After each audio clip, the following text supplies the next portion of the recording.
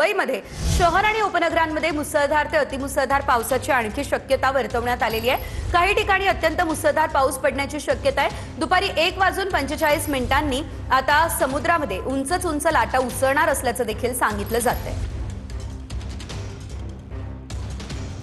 तर आपण पाहू शकतोय आज समुद्रामध्ये उंच लाटा उसळणार असल्याची देखील शक्यता सध्या वर्तवली जाते।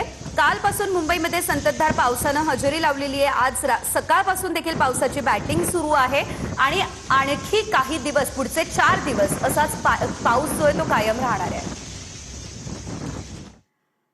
हजारो कोटी रुपये खर्च करून बांधलेल्या कोस्टल रोडच्या बोगद्यामध्ये पाणी साचलंय। पालिका कर्मचाऱ्यांकडून पाण्याचा निचरा करण्याचं काम सध्या युद्ध पातळीवर सुरू आहे। मुसळधार पावसाचा कोस्टल रोडला आता फटका बसलेला आहे।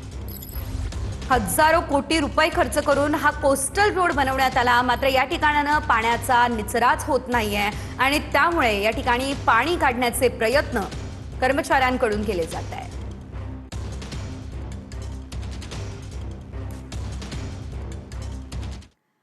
मुंबई ठाण्यामध्ये झाड कोसळल्याच्या घटना घडल्या। चर्चगेट अंधेरी ठाणे या ठिकाणी झाड कोसळलेलं आहे। आतापर्यंत एकट्या मुंबईमध्ये झाड आणि फांद्या कोसळण्याच्या 135 घटना घडलेल्या आहेत आणि पुन्हा एकदा मुंबई ठाण्यामध्ये झाड कोसळलेलं आहे। चर्चगेट स्टेशनच्या बाहेरील परिसरामध्ये देखील एक झाड कोसळलेलं आहे। झाड कोसळलं, वाहनांचं मोठं नुकसान झालं, सुदैवानं कोणतीही जीवितहानी झालेली नाहीये।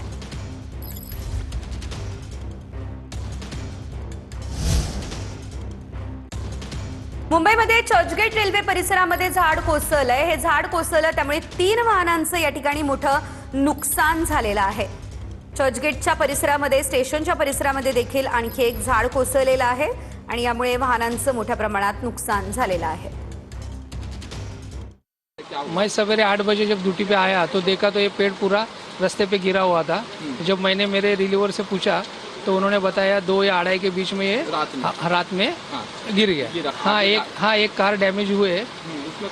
उसमें कोई था नहीं। हाँ, काफी पेड़ काफी पुराना था। हाँ, पर वो कुछ एक साइड झुक गया था। इसके लिए वो ये हो गया। ये चर्चगेट है, चर्चगेट ईस्ट बी रोड, अपना सिडनम कॉलेज के सामने।